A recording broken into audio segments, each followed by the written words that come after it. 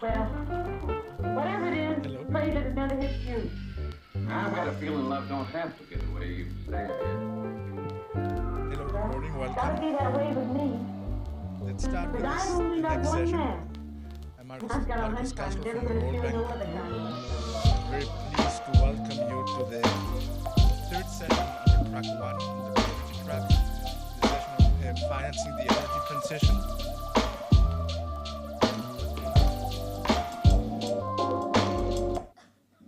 Financing the energy transition, the role of international public climate finance in providing concessionality. Without much more ado, I would like to welcome our moderator of the day, my colleague Jeffrey Dalman.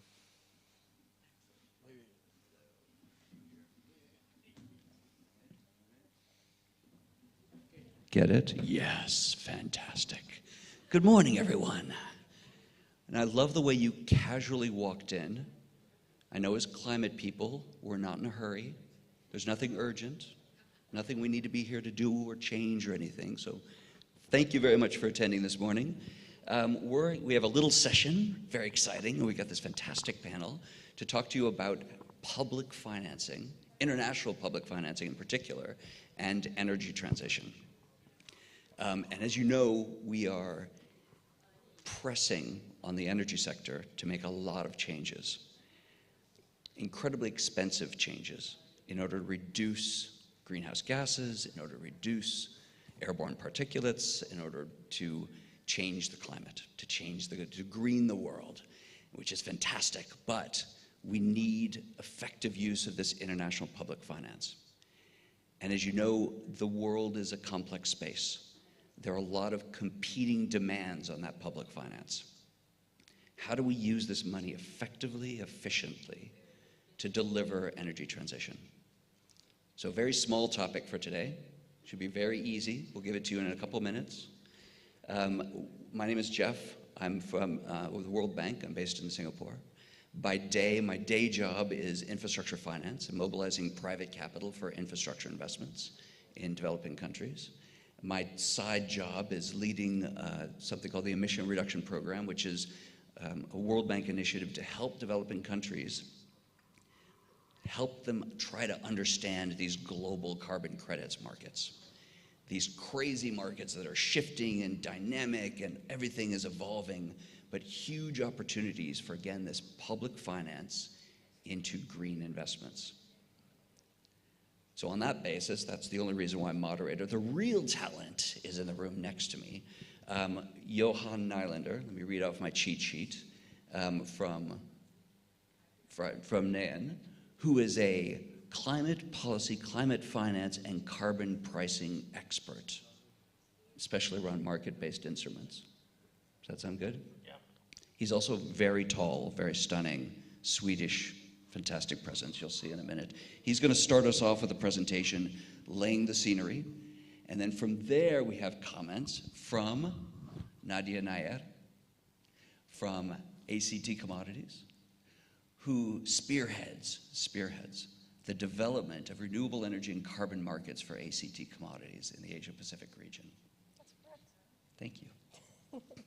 And online, and you will see his smiling face in just a minute, is Vivek Sen. He's Associate Director of the Climate Policy Initiative.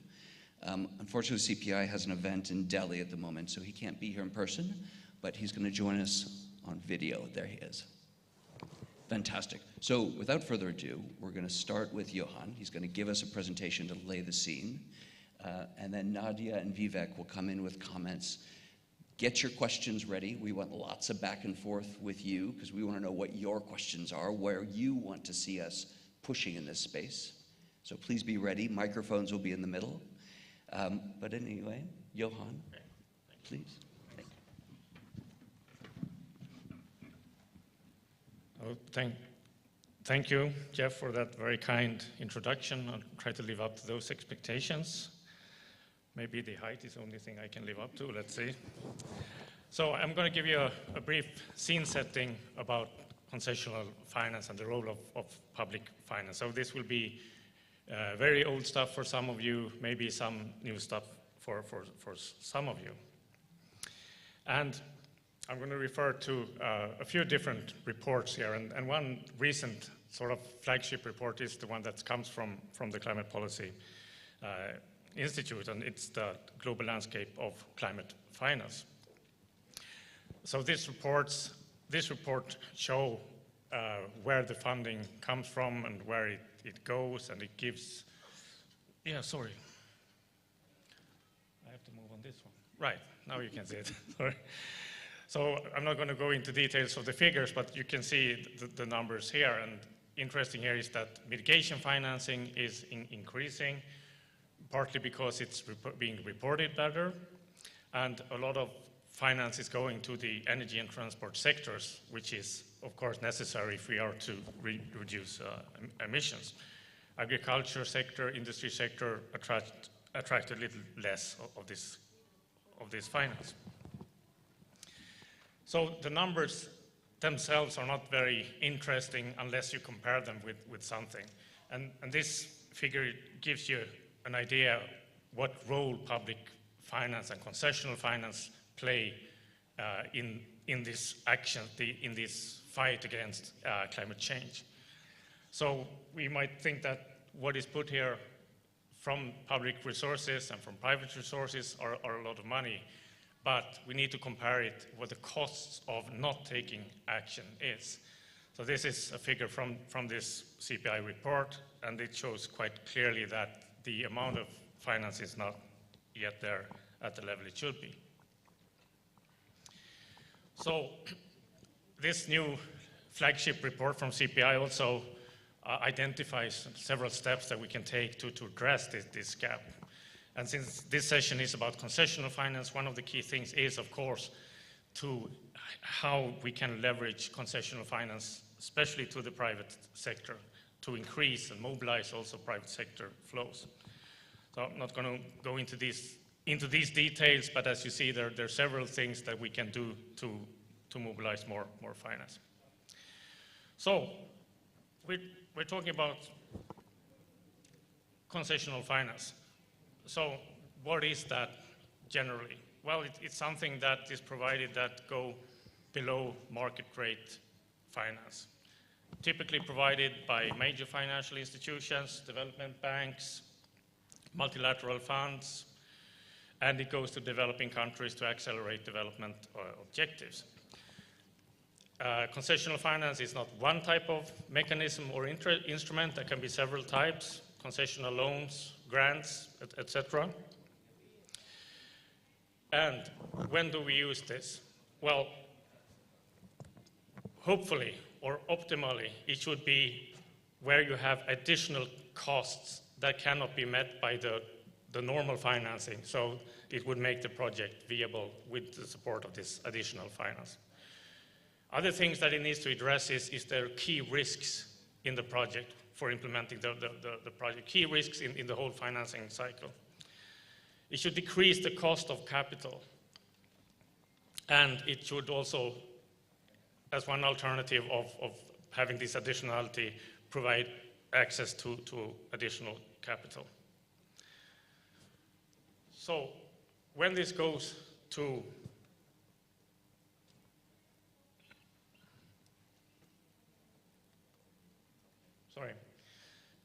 when this is provided to the private sector, it is some criteria that should be fulfilled.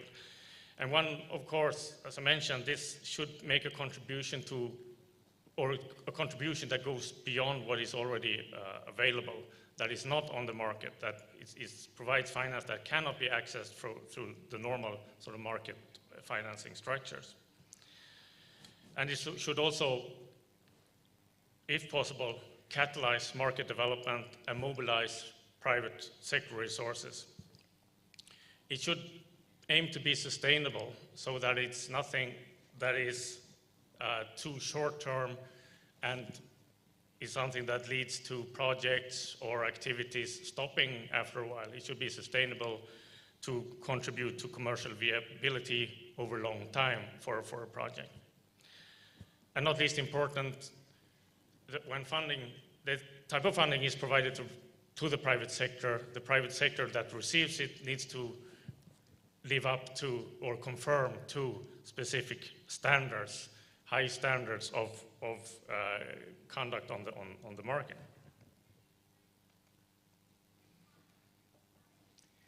And just to give you an example how this can work, and this is an example from the offshore market, and we here see what the cost of an offshore wind project is.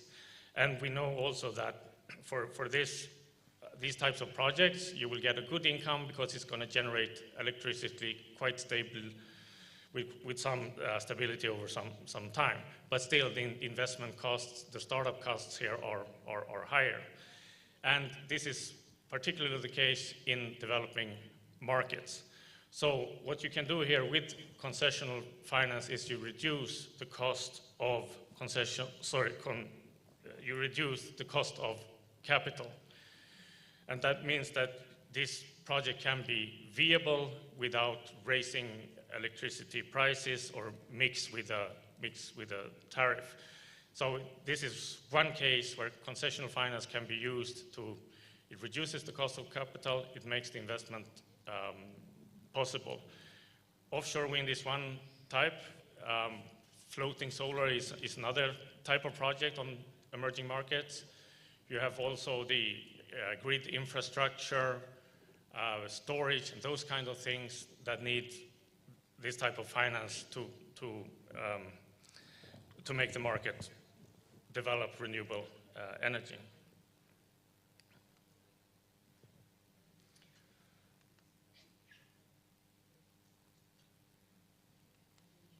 Where do I point this so it changed? Oh, okay, now it changed. So, concessional finance needs to increase, and so it's crucial. But the reports we see show that market rate debt was mostly used globally between 2011 and 2022.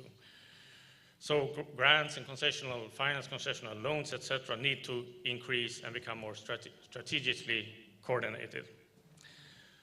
So that means that we need to find ways to expand institutional capacity to work with concessional finance, and we need to reform mandates and metrics used by international finance institutions to allow for more and more innovative ways to use concessional finance, and also applying these in a way that creates more flexibility related to the risks faced.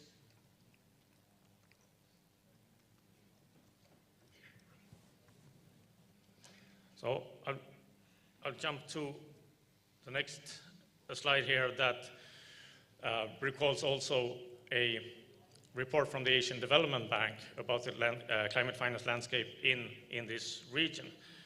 So just to show that this report also comes to similar conclusion, and this is to prioritize grants and concessional finance. And of course, particularly for the countries and sectors that need this the most. Again, here, a thing that is highlighted in this report is the need to have tracking and reporting. So countries and investors know what the finance flows are and where they come from and where they're going, so that new concessional finance can go into the spots where they're mostly needed. And of course, to make this happen, countries really need to understand their priorities and also be able to pinpoint, to show the directions where investments are needed, and especially where concessional finance is needed. So I think I'll stop there. I had a couple more slides, but for time reasons, I think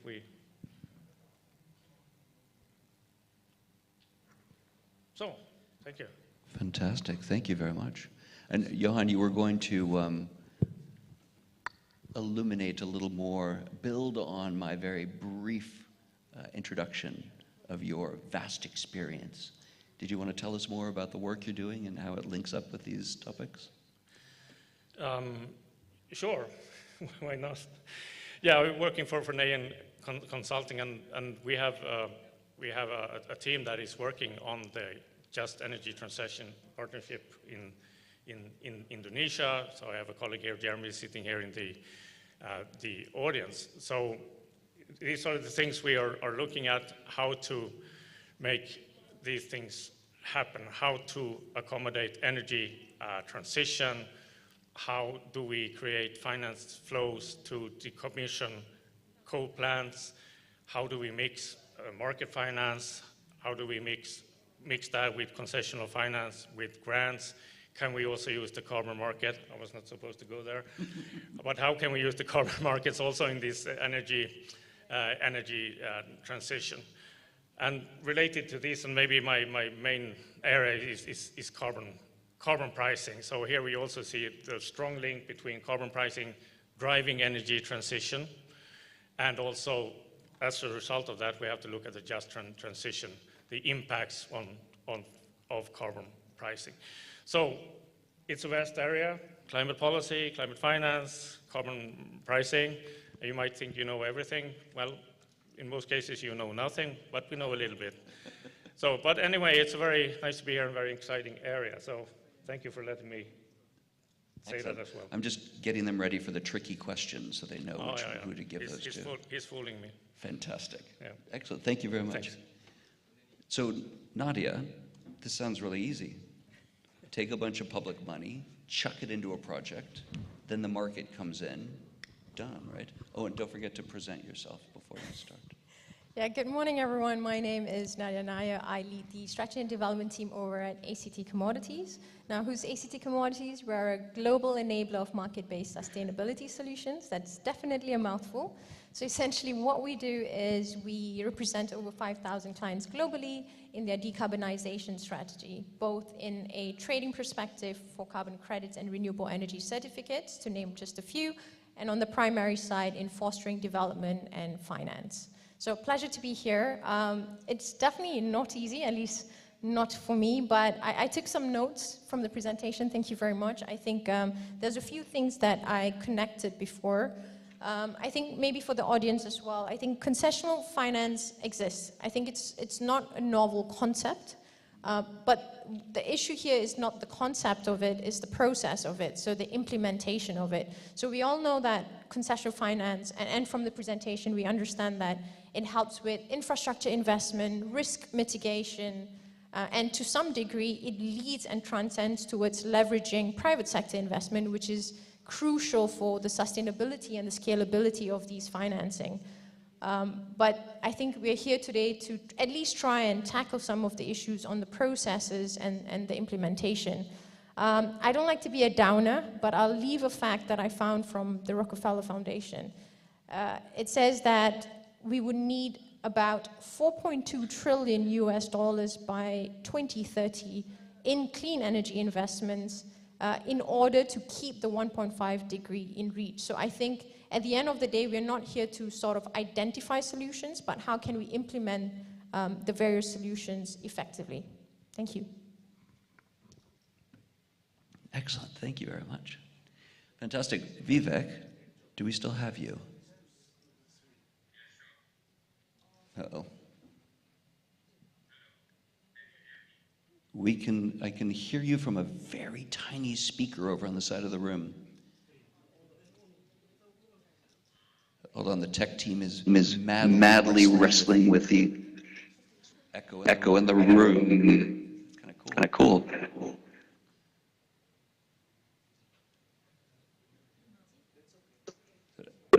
How's that? We can see your face now.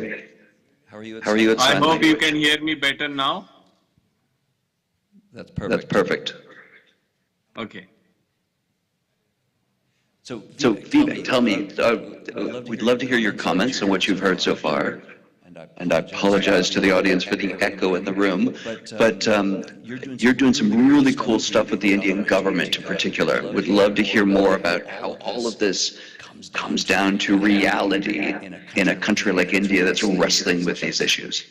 Thank you.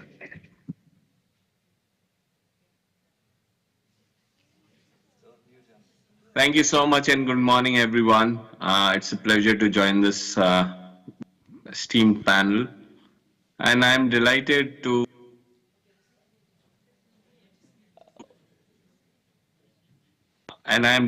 start off by noticing that one of our reports, the climate finance landscape, has been cited repeatedly in the capstone presentation.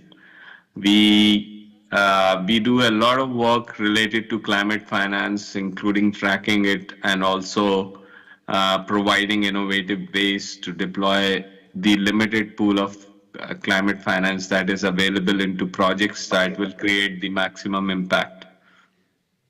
So I would sort of start with Vivek, sorry, can we pause you just for a second? We're still wrestling with the sound in the room. Does it sound as horrible out there as it does up here? Okay. Can we clean up the echo?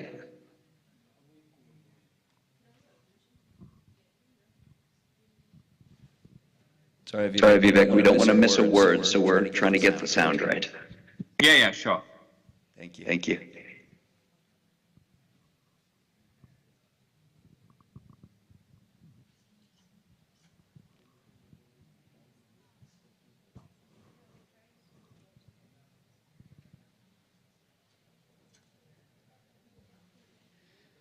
Should We try again?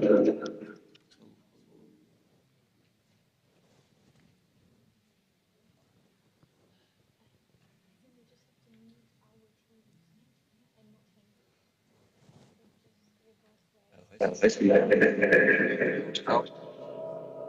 You mute the microphone. Here.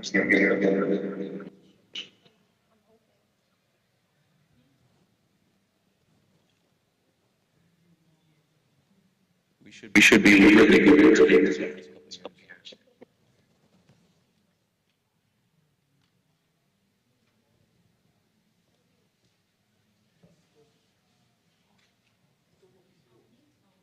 Yeah.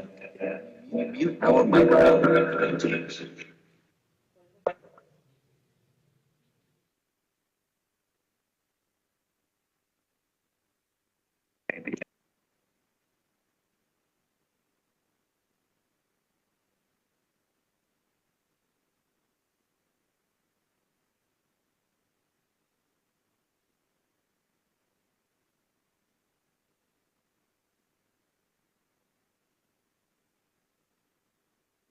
So he can't hear us because you muted, right? So could you unmute just for a second? And then mute again when... Vivek, I think we've got to, could you try again, please? Yeah, hi, am I audible now? Hello? Yes, sorry. If we have the mic on, you can hear us, but then it echoes around the room and is really horrible. So we're going to, after I speak, we're going to mute ours and we'll listen to you. Assume everything's okay unless we come back and say so, okay? Yeah. Thank you.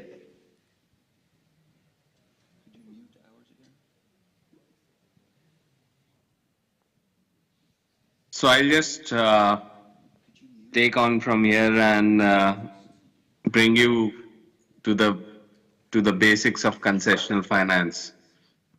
I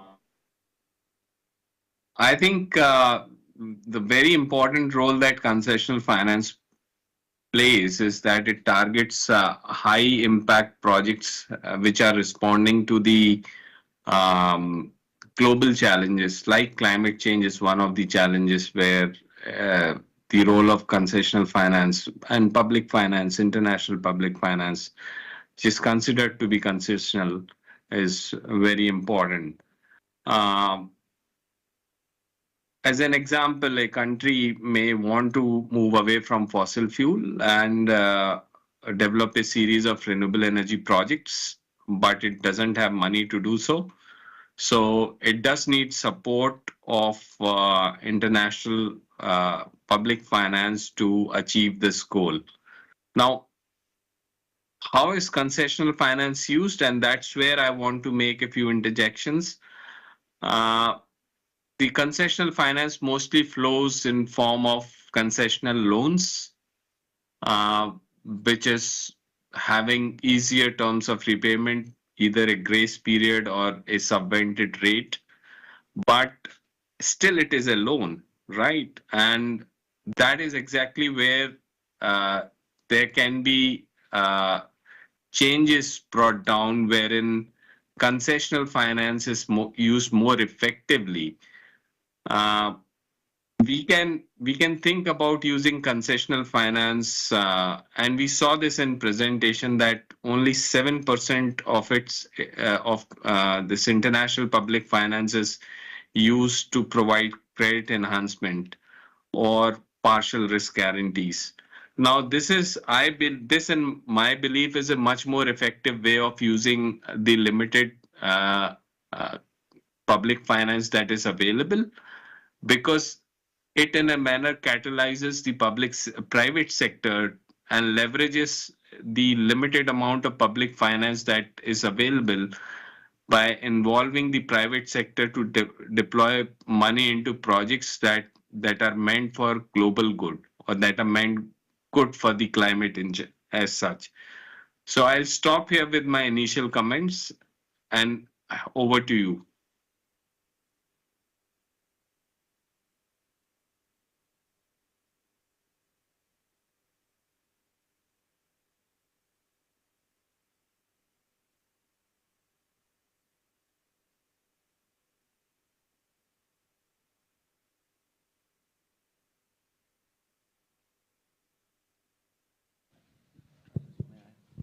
Thank you. Thank you. We'll share. Oh, no. Can you mute the speakers from him because we're getting feedback? There.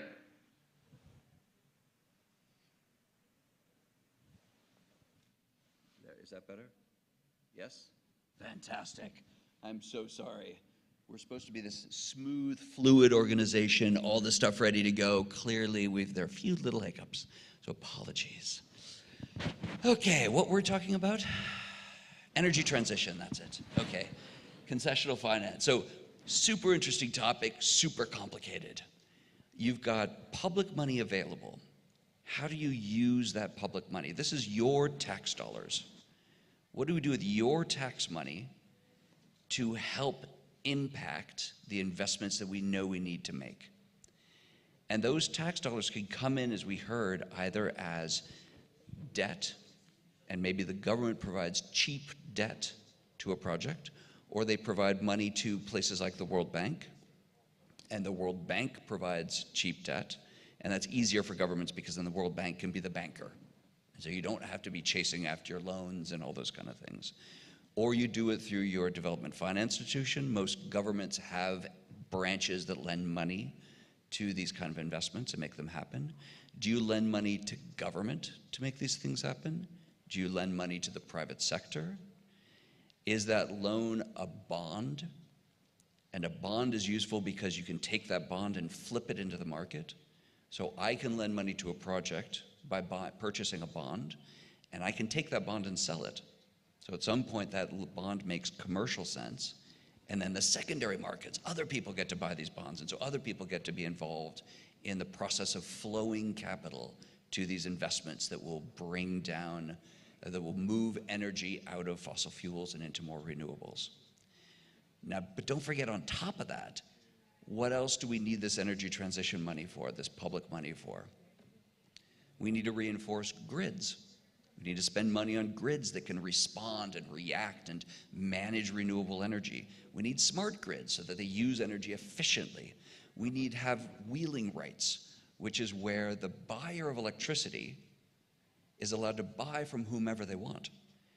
So if I, as a buyer of electricity, want to buy renewable energy, the solar generator who lives a long way away from me can effectively sell their electricity to me. And then that increases the value of our renewable energy. That makes that much more exciting. And then the fossil fuel generators get a lower price for their electricity. The renewable energy generators get a higher price because of these wheeling rights. And that kind of naturally moves us away from fossil fuels. But it's not just about debt. We can also do equity. We can also do grants, each of which has a totally different dynamic and a very different impact. So we need to think really carefully about how we provide this money, where we provide it. What about the communities who are built around coal mines? What about the communities built around coal-fired power plants? What happens to them when we move away and move to renewable energy? All those different impacts, we need to think about all of that. So where do we use this public money? And how do we use it most effectively? Maybe I could move the question on to a piece that was raised by Johan, even though he wasn't supposed to. But the other question is there a way, instead of public money for debt, is there a way to use public money to leverage more revenue for these projects, for these investments? And one way to bring in more revenue is through carbon markets, through RECs, through other mechanisms where polluting entities can buy into, can provide funding to projects that reduce emissions.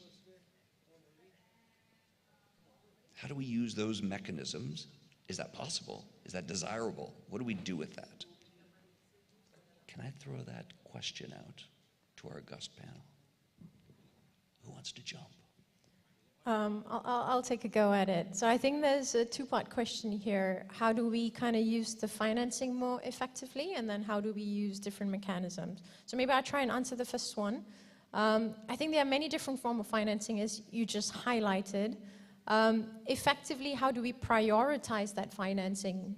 And this is just my personal opinion. I think there are many different areas, right? So in terms of financing, especially in this context, I think I put it into three pillars. One, always focus on high impact projects. And this is usually more prevalent in emerging or developing countries, as the presentation showed, simply because there's a lot of crucial factors like market readiness or immaturity or different political and economic irregularities.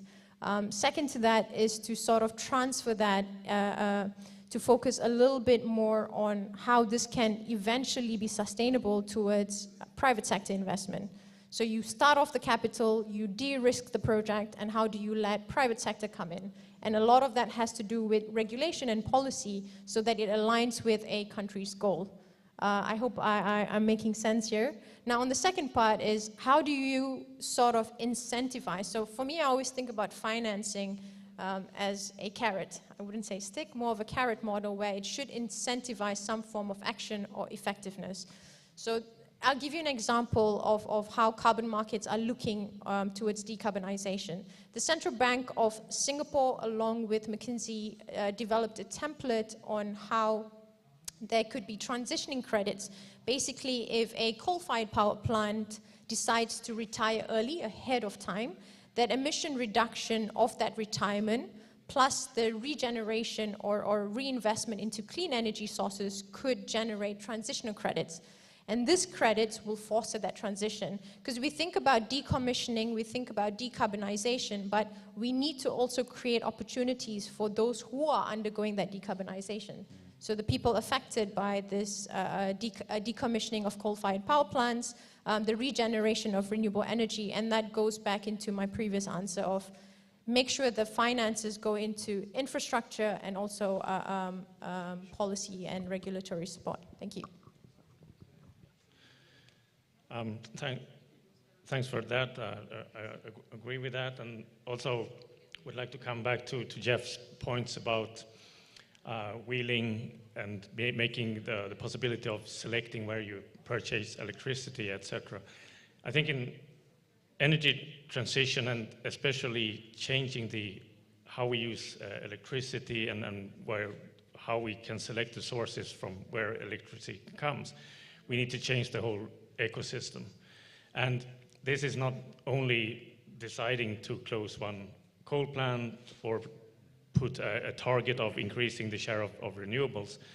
In some countries, in some regions, we see how markets are used to do this. And that means that we can use both the market finance, but also we can see how public finance has been used to set up these systems. So that means that you have you may need to liberalize the electricity market, and this is something that is not so commonly done in the regions in Asia and the Pacific.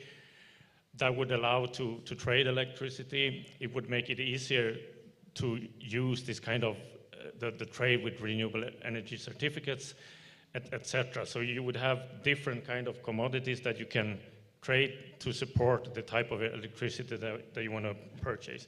But again, this requires not just that project finance is available for specific projects. You need public finance to set up the whole system. Excellent. Thank you very much. Vivek, thank you very much for your patience as we're wrestling with hopefully we got this all sorted. Would you like to comment on this question? Wait, hold on. Can we get him on? He's not coming out.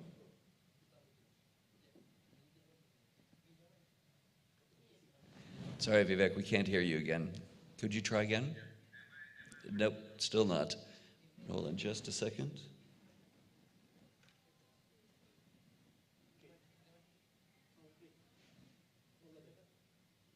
Yes, try again. Audible? Fantastic, thank you.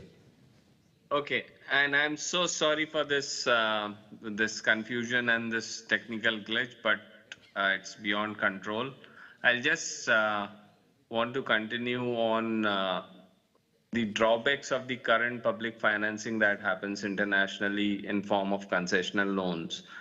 I think there are drawbacks to it. There are issues that are particularly seen by the market as that only loans would come in, and probably in some form of equity it might come in.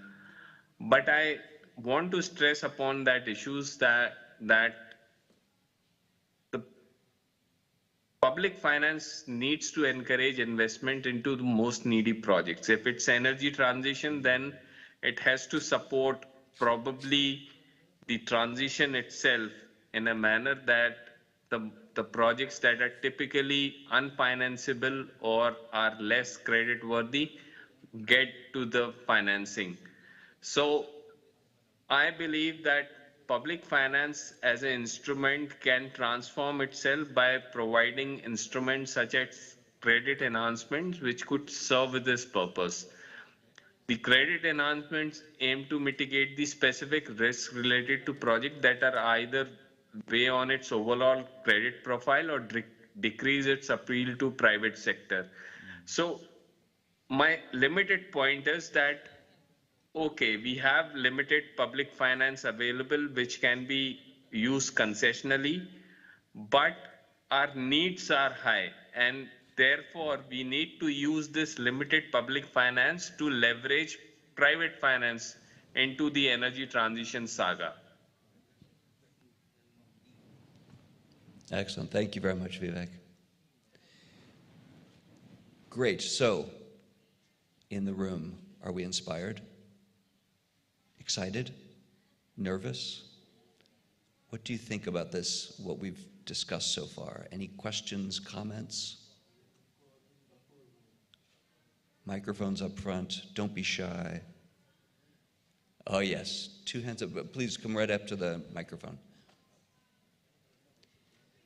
I saw 2 hands go up and then some people pointing at each other over here. So make sure, nudge your friends and get them up behind the microphone. Please, and please introduce yourself first, and then.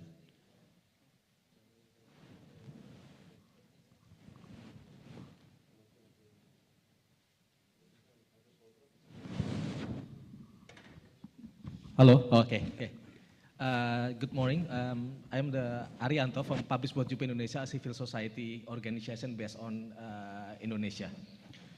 So I agree that we need to push all of the finance to accelerate the just energy transitions. But we are from the civil society very worried and critical in the scope of financing in the context of clean energy or just energy transition.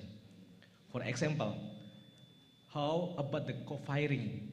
If we want to give the financing for the co-firing, for example, in the coal for power plant, for the biomass, for example, we could in the civil society, it's a false solutions of the clean energy. So we are worried that better to invest and focus in the renewable energy project than in the transitions context that we need technology, we need finance, and make a problem that the renewable energy project didn't could not to develop because we only focus in the co-firing or the another technology like carbon capture and etc. So this is thank you. Okay, good. Do you want to take more than one question, or do you want to go to one? Yeah. Can we take one more, and then that gives us time to think about a good response. Thanks. You might regret that because I'm going to make it even harder now. My name is Arjan Haan. I work for the International Development Research Center. Thank you for a panel. Good to see you, Vivek. Sorry you couldn't be here. I was struck by the number that Vivek mentioned. Only 7% of public finance actually effectively leverages public money. I want to highlight that, or it's part question, but I think it's true that this is probably even a lower amount in countries that not only projects but also countries that most need that. And I'm assuming that with the growing debt crisis, increased risk, worsening risk ratings of countries, that this problem is just getting worse. And I think this, at least the convergence report on blended finance seems to suggest that the problem is getting harder rather than better. And if that's not true, I'd love to be inspired that it's not as hard as it seems. The question I have is if in the panel anybody would like to comment on finance for adaptation.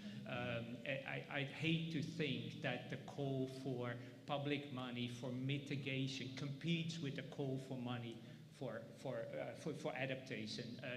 The only case I've seen these two brought together was a comment yesterday. The Vanuatu has an NDC that says we need 300 million or something like that for mitigation, but we need 700 million for adaptation. And a fair finance deal somehow combines those. I know that's not what you work on, but I'd love to hear if anybody could comment on that. Thank you. I did say it, I wasn't going to make it easier. Sure. Thanks for very interesting questions. I think I'll give the word to Vivek to reply on one of them. But let me start with your last question about adaptation. And I think in my presentation I mentioned a bit that the importance of countries knowing what the needs are in the country and how you can mobilize international finance and also domestic finance. What I've seen from working in some of the countries in the region, there's quite an enormous demand or need for adaptation. But we need to, those opportunities or those needs to be identified properly and described properly, and they also need to be developed in a way that they can be readily financed by some institutions. So to solving one part of that problem would be to maybe put more resources or use the resources more efficiently to make sure that there are adaptation projects and programs that are ready to invest in. Here, I think there's a lot to do. Maybe Vivek can take that. Do you want to go first and then? Yeah, I can maybe answer the question on Indonesia. I think how do you sort of direct financing into which sector, and how do you make it effective with so many things going on, including technological transfer? I think this is where we press upon supplementary markets. So in Indonesia, for example, apart from just the financing of decommissioning coal-fired power plants, you have, for example, the ETS that's coming in. Is it going to work? I'm not very sure. It's a compliance market that's meant to incentivize the reduction on coal-fired power plants. It just started piloting in 2021. It's currently in effect as of last year. So whether that works, it's very hard to say. But I think should it not work, then more financing has to be redirected for Indonesia to reach as part of its NDC. Should it work, then the financing, I think, could be relocated to other sectors. I think it really depends on how impactful the decarbonization is towards a country's NDC. Thank you.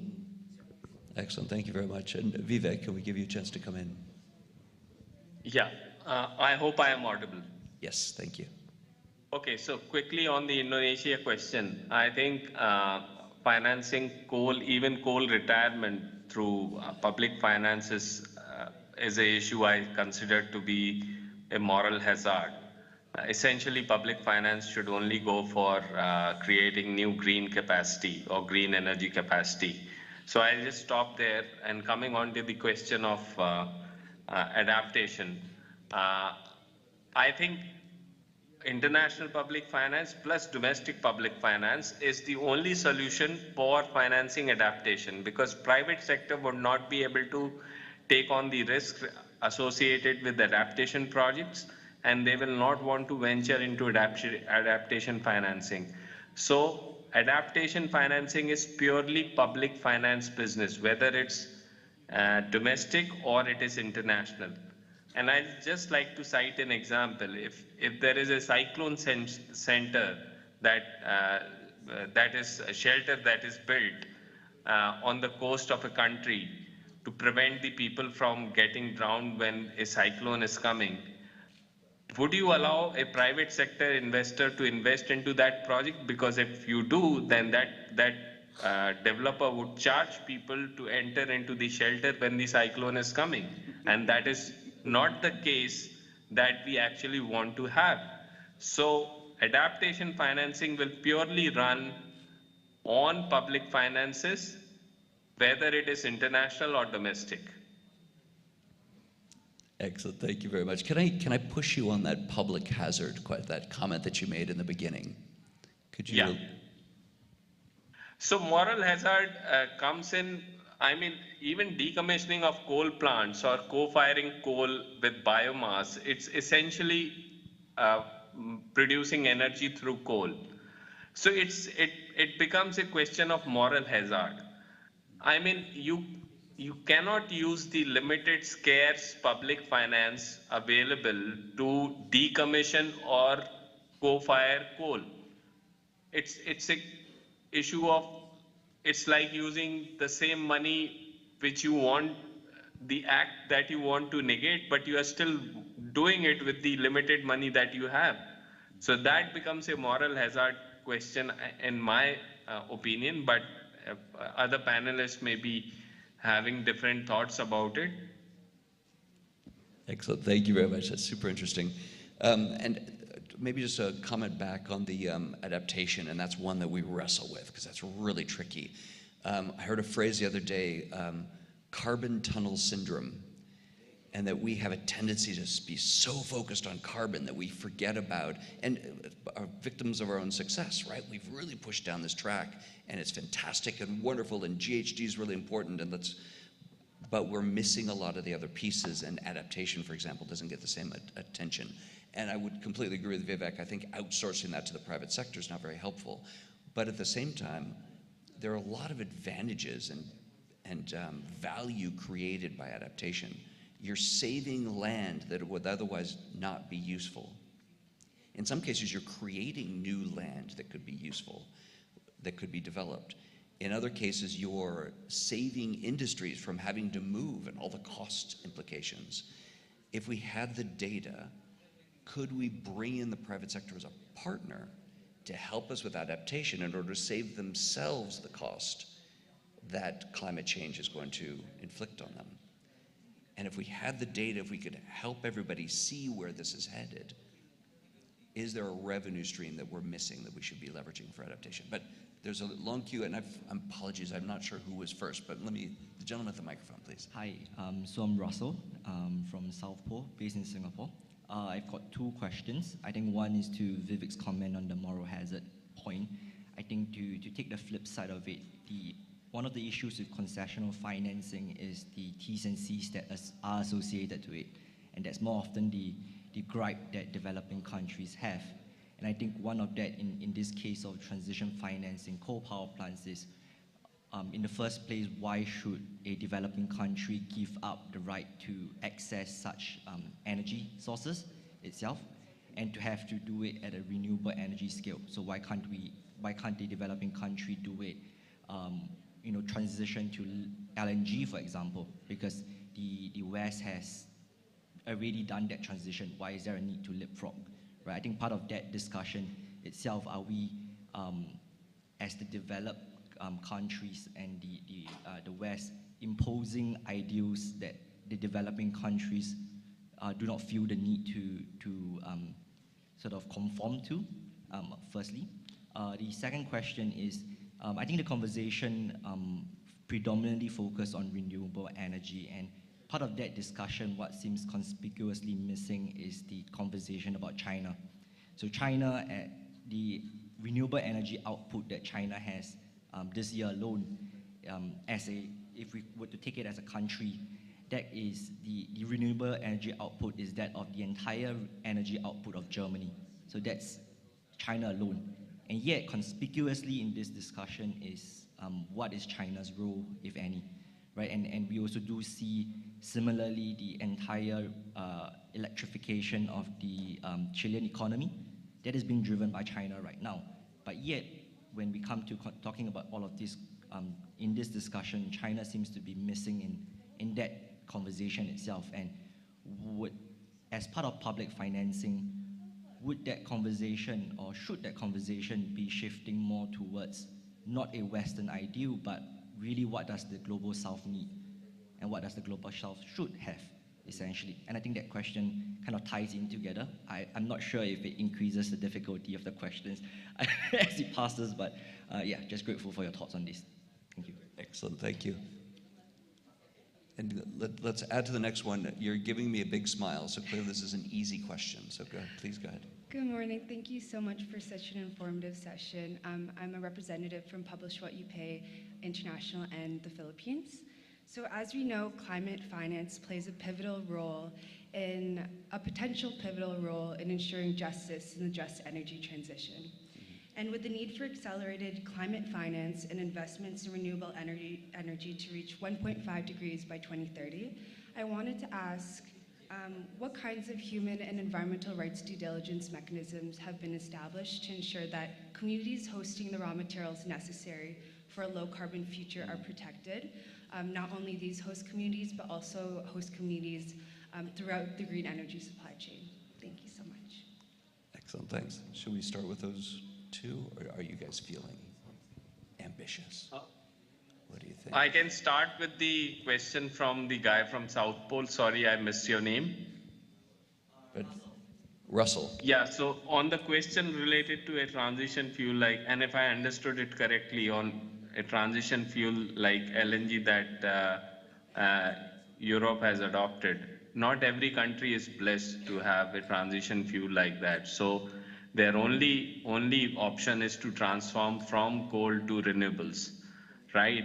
And my only position is that instead of pumping money into shutting down coal plants, there should be a result-based financing mechanism wherein coal plants generate their own money to sort of phase out.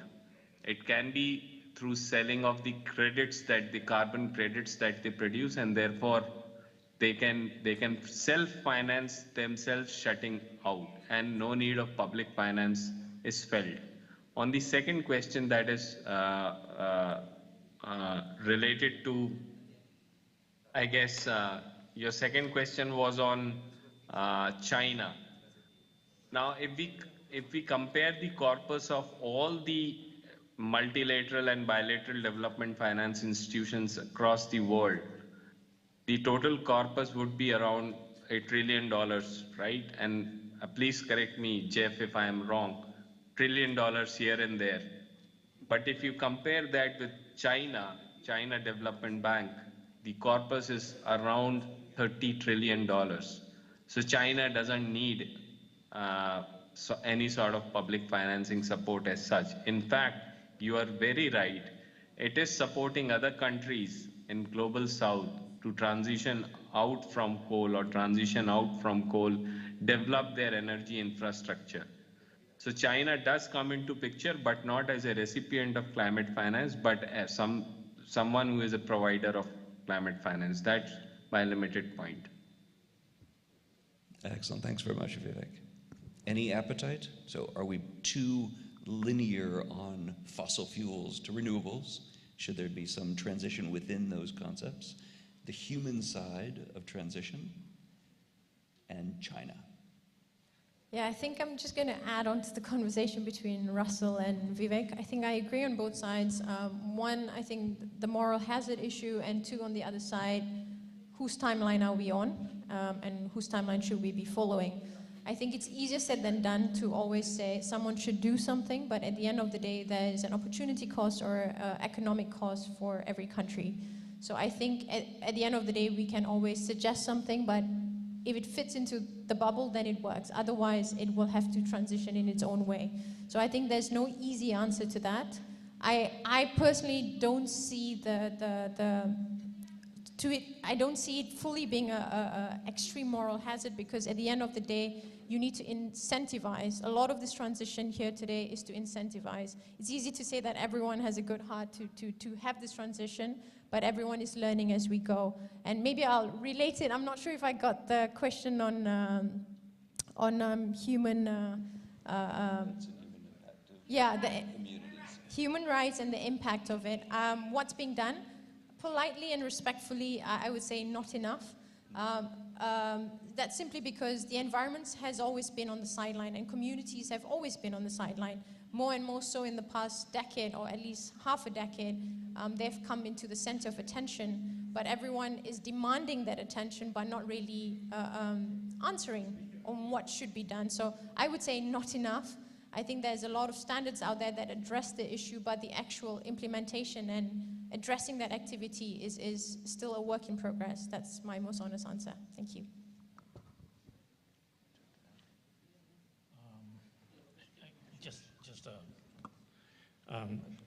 No. No, I just want to raise one thing. I hear here a couple of comments on we do something in the developed world, and we shouldn't push that onto the developing world because it may not fit, etc. Just like an example, carbon pricing is growing now as a means to reduce emissions, and one of the schemes that existed for some time now is the scheme in Europe, the EU ETS. But that scheme, as that is designed, cannot be directly implemented in a developed country for several reasons. And one is what we discussed briefly before, that the electricity markets look very, very different. So if a developing country wants to use an emissions trading scheme model, then that model has to look different. And taking again China as an example, that system is developed in a different way. So I would say that some of the things and some of the concepts that may first appear in the developed world they're not bad, but they do not directly work in developing countries, and in some cases, surely they will not work. So just a brief comment. Great, thank you. Thanks very much. If I could just one comment on the human rights issue, and that's a massive challenge. I mean, if you look at the US, most of Europe, when we did not do a very good job at this exact same issue, and so we don't have fantastic models to work from. There are some good examples, but they spent a lot of money to do it. So how do you do that without bankrupting the country, without, again, what do you do with this scarce public resource, both international and domestic? Super, super tricky. We're working really hard on it, but it's not an easy space. So the more attention we can put on that, I think the better. Please, next questions.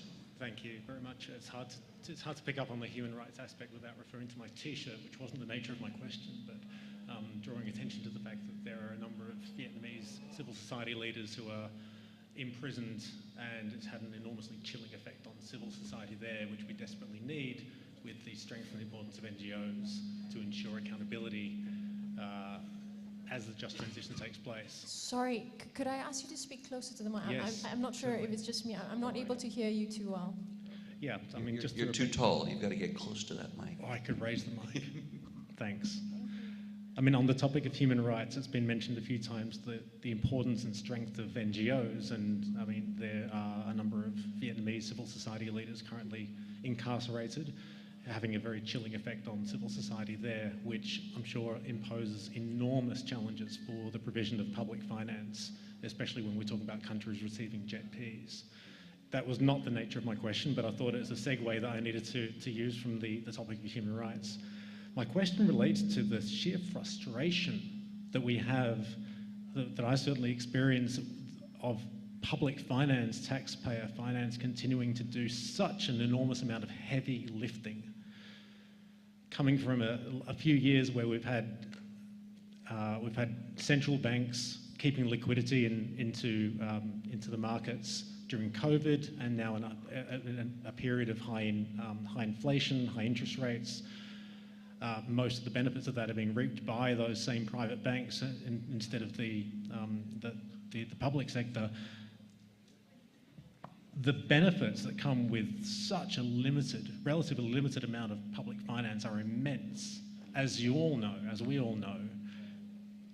Is there any way that you foresee any scope for the provision of public finance to incentivize private finance to shave even just a little bit of the greed and exploitation off of their own incentives in the transition? Because the benefits that are provided with the diffusion of risk, the spreading of that risk, the lower rates that come along with that public finance are immense. And can public finance generate competition among private sector investors that creates further incentives and further drives an availability of capital and a degree of fairness and integrity that comes with that private sector capital? Thank you. Thank you very much. Next, please.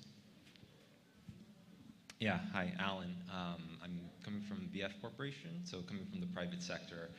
I wanted to go back to one of the slides that Johan had mentioned regarding the needs to increase concessional finance, and one of the bullets is reforming the mandates of and metrics used by international finance institutions to allow for more and more innovative use of concessional finance, more flexibly based on the type of risks faced, and reforming eligibility requirements. I was wondering if anyone could speak more specifically to what are the types of reforms ongoing and when we may be able to see some of those reforms.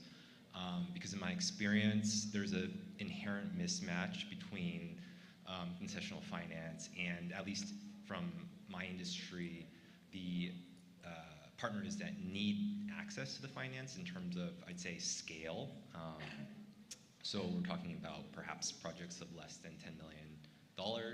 Number two, there are really burdensome due diligence and other requirements that do not allow for quick access. And I would say the third is, sorry, it slipped my mind.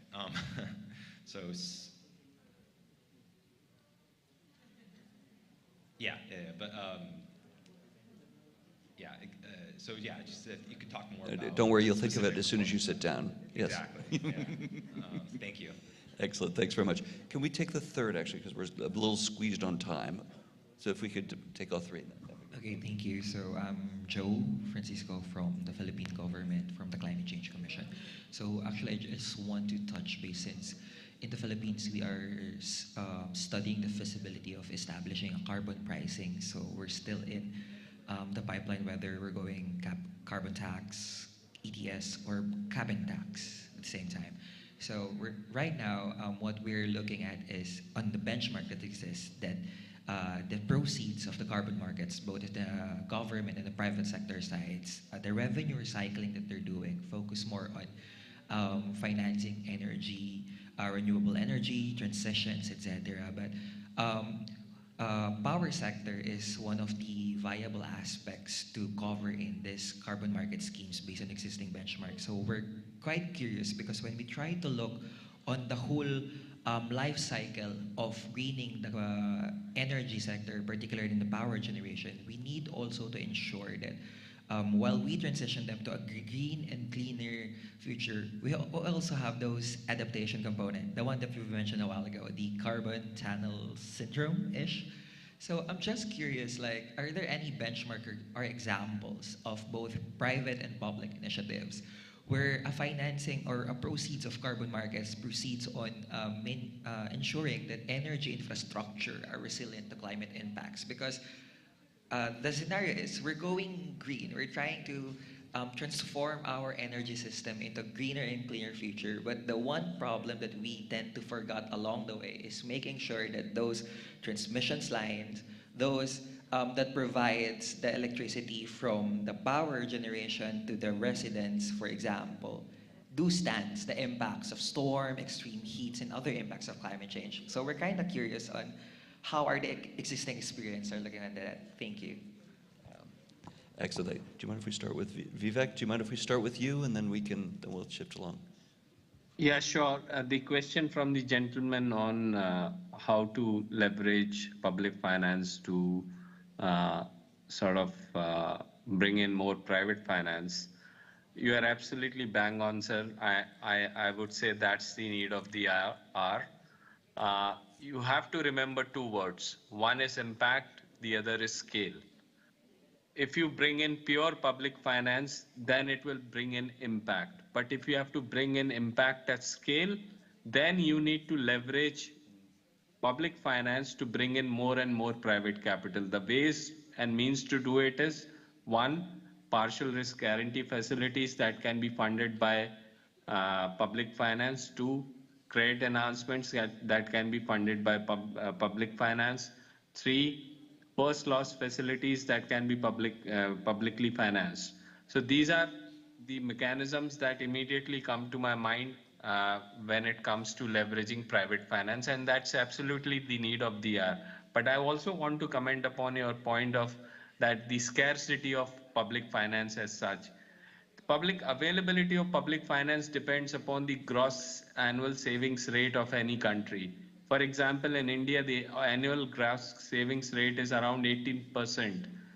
Now that 18% of the money, the savings that the Indian citizens do, that has competing use, education, health, societal infrastructure development, all that comes under it. And climate is just another competing need of or use of that limited amount of capital that is available. So unless you increase the savings rate in a country, which is very difficult to do, and the global south, all of the countries in the global south have low savings rate, it is very difficult to increase the availability of public finance as such in a country. Yeah, maybe I'll try and answer the question from the kind gentleman from the Climate Change Center in the Philippines. I think you posed a very good question. How do you really sort of split the financing and how do you address that to the different sectors? So Philippines is quite interesting. It's one of the two liberalized markets in Southeast Asia, apart from Singapore. It's had many different initiatives. A lot of it focused on the energy sector, but I think it's important to understand why. Because in a lot of developing countries, data is readily available from the energy sector. So I think that's priority number one, and that's why it's the first kind of sector to sort of transition Second to that, apart from just the carbon market, Philippines is also instilling a scheme that's already in place called PREMS, P-R-E-M-S, which somehow relates to the renewable portfolio standard. So basically, it pushes companies to take an uptake of green energy at a premium, and that should somehow finance either new installed capacity or improve, as you mentioned, on the transmission. However, how sort of a national and private sector sort of finance that really depends on the priority from a national point of view and where you divert that financing. I hope I've answered the question. Yeah, okay, thank you. I'll try to respond to two questions. One from the gentleman from Germany on how to, if I understood correctly, create some competition from the private sector so the public sector finance generates that competition. And I think, and this is, I think, interesting work by the World Bank on how to use different types of auctioning to engage the private sector in.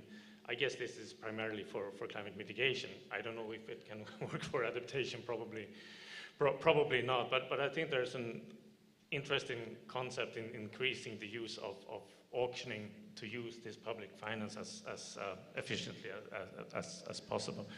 And also, just coming back also to the question from the Philippines, countries are looking on how to use the revenues from carbon markets, either from the domestic markets or from international markets, and there are different ways. But one example is, again, from the European Union ETS, where some of the revenues go into a technology fund, like a new technology fund. So that is one type of use. We know from the clean development mechanism that 2%, I think, of the credits were used to go to the adaptation fund, and some countries are looking at using a similar model. It's the same model now for the Article 6.4 mechanism. But there are some examples in the region, and I know also that Indonesia has been looking at that. How can you use the revenues from the carbon market? How can it be, well, who is going to be responsible for it, and how do you allocate those resources? Yeah. Absolutely. Great, thank you. And I'm afraid we're going to have to wrap it up so I get the last word.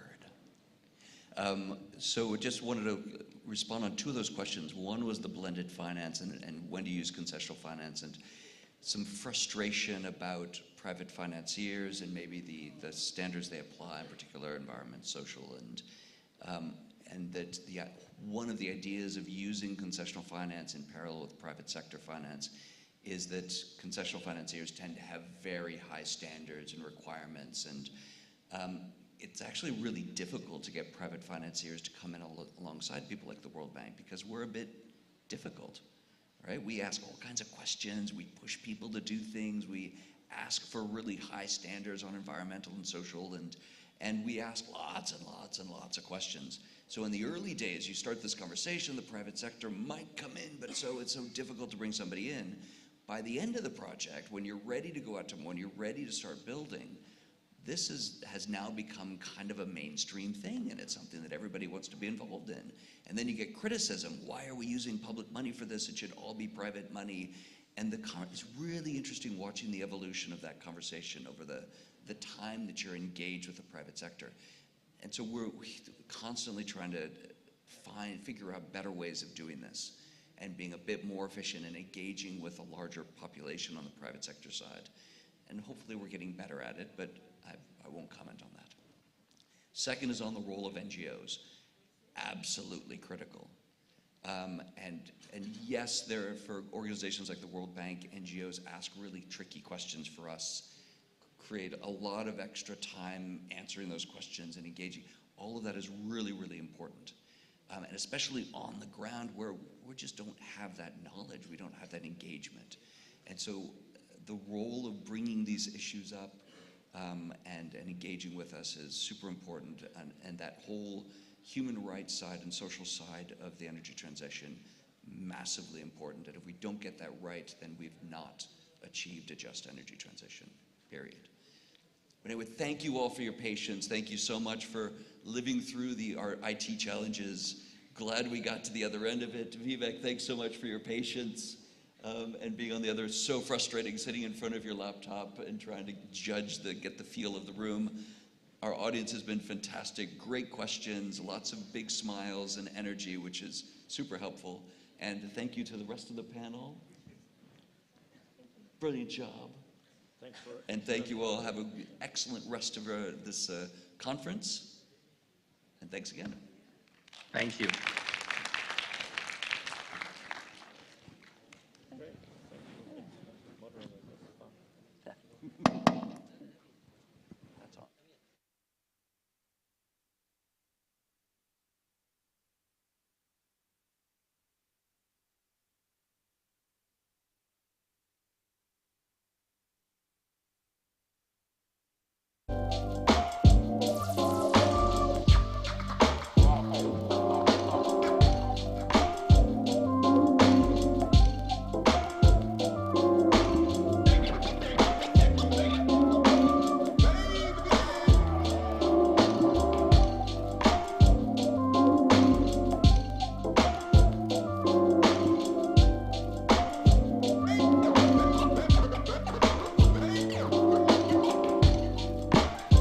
Dear participants, we will start the next session shortly, so please be seated. And I'd just like to remind you that tomorrow at 9 we also have another session on carbon market starting at 9.